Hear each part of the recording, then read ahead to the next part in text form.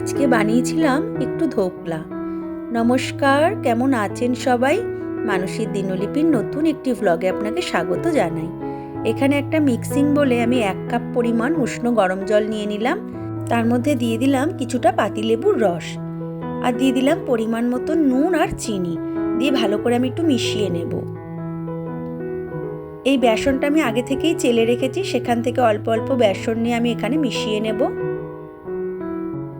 বাদবাকি বেসনটা দিয়ে আমি ভালো করে এটা মিশিয়ে নিলাম।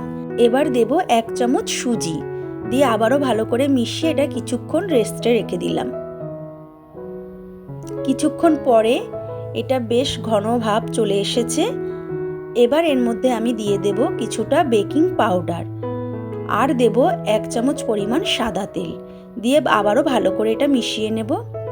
এই স্টিলের থালাটায় আমি একটুখানি তেল ব্রাশ করে নিলাম, তার মধ্যে এই ব্যাটারটা আমি ঢেলে দিলাম। একটু ট্যাপ করে নিচ্ছি যাতে এর ভেতরে হাওয়া না থাকে।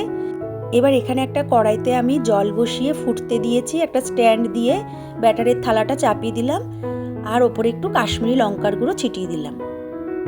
কিছুক্ষণ পরে দেখুন ধোকলাটা আমার প্রায় রেডি হয়ে গেছে। এখানে একটা তড়কা লাগিয়ে নেব। দিয়ে দিলাম সাদা তেল, তার মধ্যে দিয়ে দিলাম সর্ষে, কারি পাতা আর কাঁচা লঙ্কা ফোড়নে।